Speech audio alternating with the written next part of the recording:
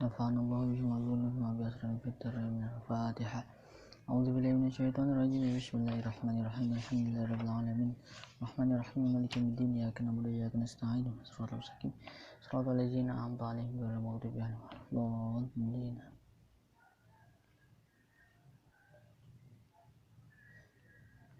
Bismillahirrahmanirrahim. Qala al-mu'allif rahimahullahu ta'ala wa nafa'ana bihi wa matana bi asrahi fid dharain amin. Bismillahirrahmanirrahim. Alhamdulillah. Adapun segala puji lillah ialah bagi Allah hamdan dengan sebenar-benar pujian. Nastaftihu yang berharap terbuka siapa aku bihi dengan sebab pujian itu terbuka al khairati kepada atau akan kebaikan-kebaikan ainat lu. Maksudnya mencari siapa aku atau meminta siapa aku bizalikal hamdi dengan sebab pujian itu meminta atau memohon al-fathah akan terbukanya lil khairati kepada sesuatu yang bagus wa nusrota dan pertolongan ala tahsilil fadilati atas hasilnya anugerah an-nafahati. Maksudnya anugerah ainatlu, maksudnya meminta siapa aku memohon bizalikal hamdi dengan sebab pujian itu meminta akan al-fathah terbuka lil ataya kepada pemberian-pemberian Allah wa nusrata dan pertolongan Allah ala tahsiliha atas hasilnya fadilah ala tahsiliha atas hasilnya khairat itu wassalatu dan adapun rahmat ay rahmatullah maksudnya rahmat Allah al-makrunatu yang dibarengi bita'zimi dengan pengagungan lil anbiya kepada para nabi wa mutlaqur rahmati dan adapun mutlaknya rahmat ialah li ghairihim kepada selain nabi wa du'ai wa du'a'u dan doa bi khairin dengan kebaikan minal ibadah yang datang dari hamba wassalamu dan adapun salam ay tahiyyatu keselamatan ay tahiyyatullah maksudnya keselamatan Allah al-uzma yang agung wa huwa dan adapun assalam ta'zimun ialah pengagungan lil anbiya kepada para nabi kama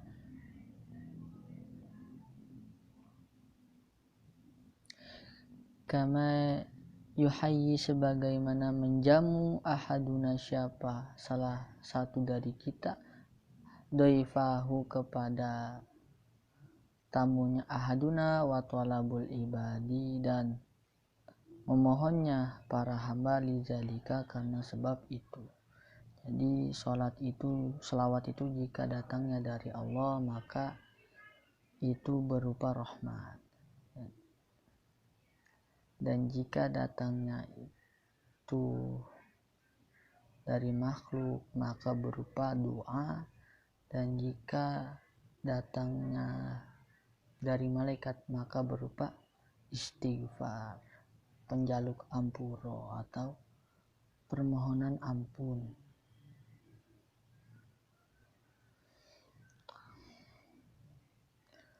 As-salatu wassalamu ala sayyidina semoga tercurahkan kepada Gusti kita Muhammadin yakni kanjeng Nabi Muhammad sayyidil barayat yang menjadi kepalanya para makhluk ay raisul makhlukati maksudnya yang menjadi pimpinan para makhluk wa ala alihi dan semoga tercurahkan kepada keluarganya kanjeng Nabi ay atsba'ihi maksudnya pengikutnya kanjeng Nabi alal imani karena iman walau asotan sekalipun ia bermaksiat wa sahbihi dan sahabat kanjeng Nabi wahum dan ataupun sahbi ialah al-mujtami'una orang yang berkumpul bainana binabiyina di sisinya kanjeng Nabi Muhammad mukminina seraya bermukmin atau seraya iman walau lahdodan sekalipun perkumpulan itu ialah lahdotan sebentar sekali. Jadi sekalipun perkumpulannya itu atau pertemuannya itu sebentar, maka ia tergolong sahabat. Jadi ada seseorang yang sezaman dengan Nabi tetapi beliau tidak pernah menjumpai Nabi, sehingga gelarnya itu bukan sahabat tetapi tabi'in. Yaitu siapa? Uwais Al-Qarni. Jadi Uwais Al-Qarni itu hidup di zaman Nabi, tapi sayang beliau tidak menemukan kanjeng Nabi. Karena sudah jalannya seperti itu, maka karena tidak berjumpanya itulah ia dikategorikan dengan tabi'in. Al-a'immat, saya baca kanjeng Nabi, al-a'immati yang menjadi al-imati yang menjadi para imam, ayil tadi maksudnya yang ikut bihim kepada a'immah fi umuriddin pada persoalan-persoalan agama. Al-a'immah as-siqah yang terpercaya, fiha di dalam perkara agama, fiha di dalam permasalahan agama. Jadi a'immah yang terpercaya dalam mengatur atau mengurusi agama, bukan mengatur tapi mengurusi. Amma ba'du, adapun setelah ini, ai ba'dal basmalati, maksudnya setelah bismillah walhamdulillah wassalatu wassalam, fahazi maka adapun ini, ayil hadiratu, maksudnya yang hadir, fi zihni di dalam pikiran, ialah risalatun sebuah risalah, ai kitabun maksudnya kitab, sogirun yang kecil, jiddan sangat kecil, muhimmatun yang penting, muhzinatun lil qulub yang tersimpan di dalam hati, rota betuha yang menyusun siapa kuha kepada bismillah itu, atau ha kepada hazihi maksumah, ai hazihi maksumatun maksudnya kepada pembagian ini yaitu ala arba'ati fusulin, atas empat pasal. Jadi risalah ini terbagi kepada 4 pasal, ai afrojin maksudnya kepada 4 bagian, wa khotimatin dan 1 penutup. Wahiyah dan adapun khotimah ma ialah sesuatu zuzkiru yang mengingatkan apa emak itu, atau khotimah itu li ifadatima karena berfaedah atau memaedahkan sesuatu, ya ta'alaku yang berhubungan apa emak itu bil maksud dengan sesuatu yang dituju. Jadi itu khotimah ya. Wakana dan ada apa zalika ta'alluq ini ialah ta'alluqul lahik, yaitu hubungan ta'alluq, yaitu hubungan yang bersifat menyempurnakan, menyempurnakan bisabik sesuatu yang lalu, jadi disempurnakan. Wahwa dan adapun al-lahik asabik atau ta'alluq lahik bisabik ialah ta'alluq atau hubungan min haitsu takmil dari aspek karena aspek menyempurnakan. Wa ziyadatu taudih dan tambahan penjelasan tambahan itu. Al-faslu dan adapun fasal al-awalu yang pertama ialah fi bayani hukukuz zaujati, di dalam menjelaskan tentang hak-haknya istri, al-wajibati yang wajib ala zauji atas suami. Wahia dan adapun hak-haknya para istri, husnul usrati ialah bagusnya sosialisasi atau bagusnya perlakuan suami. Jadi hak si istri itu wajib itu mendapatkan husnul usrah, bagusnya perilaku suami. Ketika suami itu su'ul usrah, maka suami itu sudah zalim kepada istrinya. Wa mu'natu zaujati dan hak-haknya itu ialah wa mu'natu zaujati dan biaya istri, wa mahriha biaya hidup istri, wa mahriha dan maharnya istri, wal qasami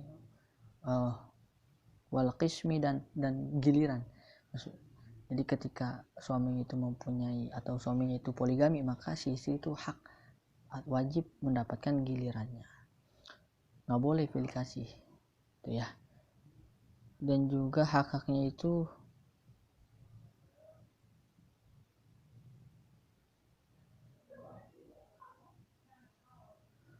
yang wajib bagi istri itu atau hak-haknya istri itu adalah waca limuha, belajarnya seorang istri maka pada sesuatu tahtaju yang butuh siapa istri ilaihi kepada emak, yaitu berupa min furudil ibadah, berupa fardu-fardunya ibadah, wa sunaniha dan sunah-sunahnya ibadah, walau ghairu muakkadatin, sekalipun sunnah itu bukan sunnah muakkad, walau sekalipun ada apa sunnah itu ialah ghairu muakkadatin, selain dari sunnah muakkad. Jadi di sini kita artikannya istri itu zaujah, suami itu zauj, biar gampang ya. Wa mimma, dan ialah sebagian sesuatu ya ta'alaku yang wa mimma, dan juga wajib atas istri untuk mempelajari mimma, dari sesuatu ya ta'alaku yang berhubungan bil haidi, dengan haid. Di apa-apa yang bersangkutan dengan haid, si istri itu wajib apa? Wajib untuk mempelajarinya. Wa min wujubi ta'atihi, dan juga dari belajar dari sesuatu yang wajib untuk taat kepada suami. Fima di dalam ketaatan, fima di dalam sesuatu laisa yang tidak ada apa ma ia lebih maksiatin maksiat. Jadi syaratnya itu kalau taat ke suami itu bukan perkara maksiat, tapi ketika itu berupa persoalan maksiat, maka si istri wajib untuk menolak, seperti disuruh zina kepada teman suami, seperti untuk tidak sholat, diperintahkan untuk tidak sholat, itu si istri itu wajib untuk menolaknya. Al-faslu, dan adapun fasal asani yang kedua ialah fi bayani huquqiz zauji, di dalam menjelaskan tentang hak-haknya suami. Al-wajibati, yang wajib ala zaujati atas seorang istri, wahiyah, dan adapun huquqiz zauj, hak-haknya para suami itu ialah ta'atu zauji, taatnya istri. Wahiyah, dan adapun hak-haknya para suami ialah ta'atu zauji, taatnya istri, fi ghairi masyatin, di dalam persoalan selain maksiat. Jadi hak si suami itu berhak mendapatkan ketaatannya atau kepatuhan istri di persoalan yang bukan maksiat. wa husnul ma'asyirah, dan baiknya sosialisasi istri, usrohnya si istri. Wa taslimu nafsiha, dan memasrahkan diri si istri ilaihi kepada suami. Jadi berhak mendapat jiwanya, sepenuh jiwa si istri, si suami itu berhak. Wa mulazamatul baiti, dan menetap di rumah si istri. Wa syanatu nafsi, dan menjaga dirinya menjaga diri si istri kudu menjaga diri gitu. Si suami itu berhak si istri itu harus menjaga dirinya. Min an tuti'a firasyahu ghairuhu, dari menodainya selain suaminya itu, menodai kepada firasyaha, kepada akan kasurnya si atau tempat atau ranjangnya si suami. Jadi harus menjaga dirinya itu dari orang lain yang menduduki kasurnya si suami. Jadi maksudnya itu supaya, atau orientasinya itu supaya si istri itu tidak membawa orang lain ke kasurnya atau ke kamarnya si suami.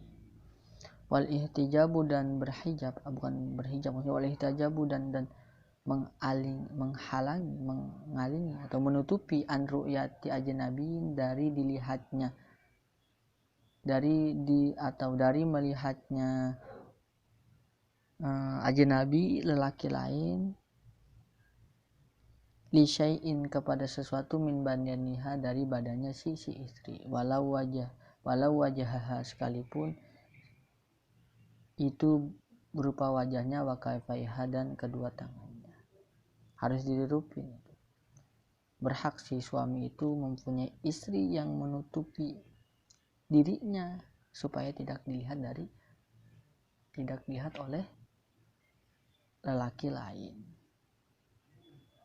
Watarku matolabatihi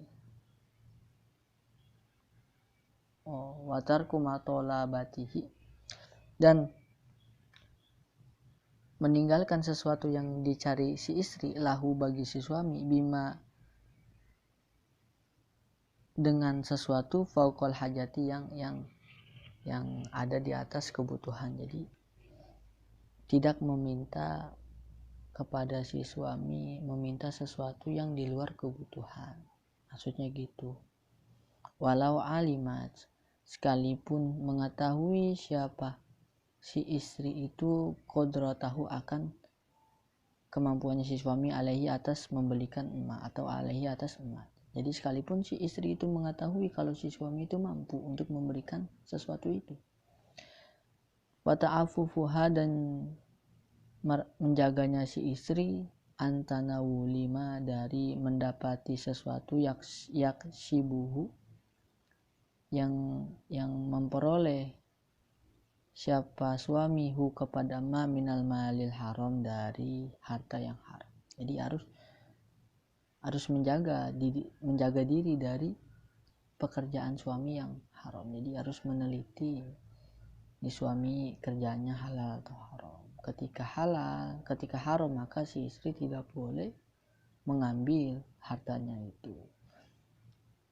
Wa ada mukizbiha dan tidak adanya kebohongan si istri, maksudnya tidak berbohong ala haidiha atas haidnya zaujah istri ya, wujudan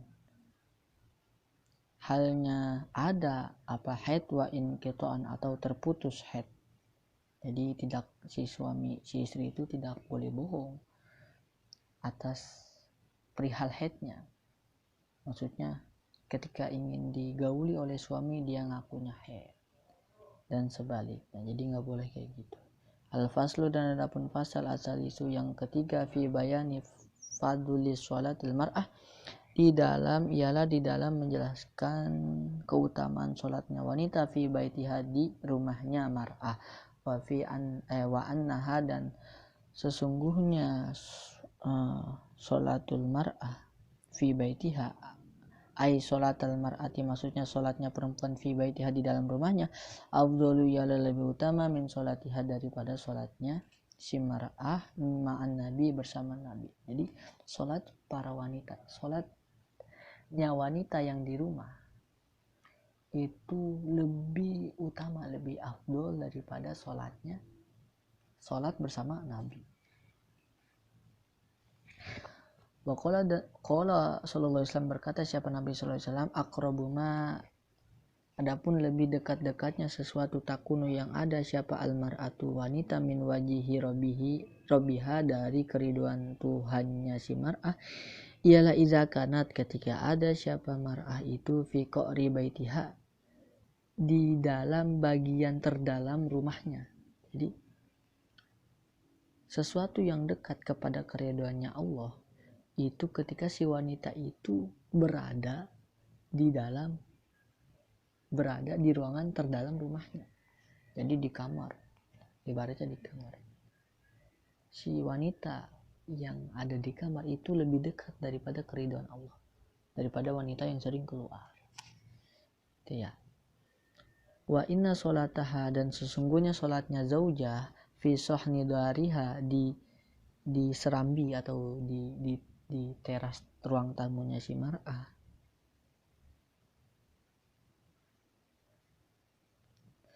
afdalu ya lebih utama min sholatiha dari sholatnya si mar'ah atau zaujah fil masjidi di dalam masjid. Jadi sholat di serambi rumahnya itu lebih afdol daripada sholat di masjid. Wa sholatuha dan adapun sholatnya zaujah perempuannya mar'ah fi baitiha di dalam rumahnya afdalu ya lebih utama min sholatiha dari sholatnya mar'ah fi sohni dariha di serambi rumahnya mar'ah. Jadi sholat di rumah, di bagian dalam rumah itu lebih afdal daripada dia sholat di ruang tamu atau di serambi rumahnya. Terus wa sholatuha, dan adapun sholatnya mar'ah fi mukhda'iha di bagian terdalam rumahnya, jadi di kamar itu, afdalu ialah lebih utama min sholatiha daripada sholatnya mar'ah fi baitiha di rumahnya. Jadi bait sama mikhda itu beda. Kalau bait itu kayak seperti ruang tengah, kalau mikhda itu terdalam seperti kamar. Wal mikhda'u, dan adapun lafaz mikhda'u bidomil mim dengan dhammah huruf mim, ialah baitun, ialah kamar, fi baitin di dalam kamar, jadi kan bagian terdalam ya. Wadzalika, dan adapun hal itu yaitu sholat di kamar si wanita itu tujuannya lil satri ya, itu untuk menutupi supaya tertutup. Al-faslu rabi, adapun pasal yang keempat, fi bayani hurmatin nazri, di dalam menjelaskan keharaman melihat, hurmatin nazri rojali, keharaman melihatnya lelaki, ila nisa'i kepada wanita, ala jinabiyati yang bukan mahram, wal aksu, dan juga sebaliknya. Jadi haram para lelaki itu melihat wanita tanpa udzur, dan juga haram melihat si wanita melihat lelaki tanpa udzur. Tapi kalau ada udzur seperti muamalah atau interaksi itu boleh, diperbolehkan. Aina zuruhunna, maksudnya melihatnya para wanita ilaihi kepada lelaki. Fama, maka daripun sesuatu yahrumu yang haram, apa ru'yatuhu melihatnya lelaki, ala rajuli. Fama, dan adapun sesuatu yahrumu yang haram, apa ru'yatuhu melihat ala rajuli, atau melihat sesuatu ala rajuli atas lelaki, ialah juga haram apa ru'yatuhu melihat sesuatu alal mar'ati atas wanita, minhu dari rajul. Jadi sesuatu yang diharamkan oleh lelaki kepada lelaki maka diharamkan juga pada perempuan. Sebaliknya lelaki nggak boleh melihat perempuan, sebaliknya perempuan nggak boleh melihat lelaki. Wal murahik, dan adapun murahik itu anak puber,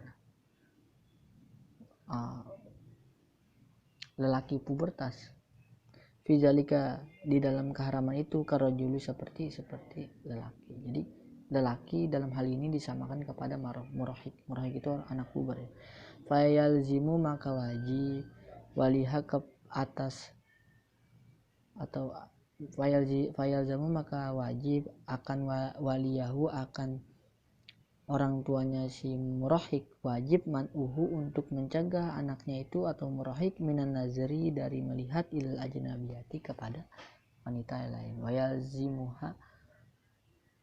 Wayalzamuha, dan wajib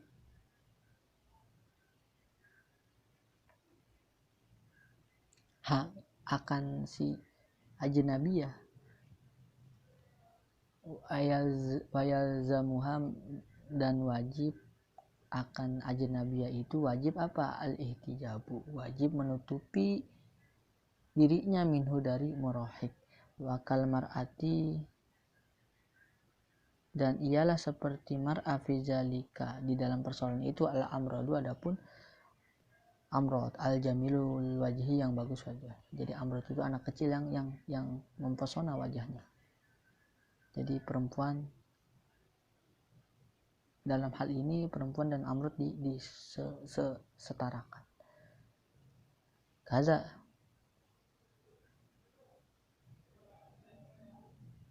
adapun hal itu, Nihaya, di dalam kitab An-Nihaya li Syekh Muhammad Al-Misri, kitabnya Syekh Muhammad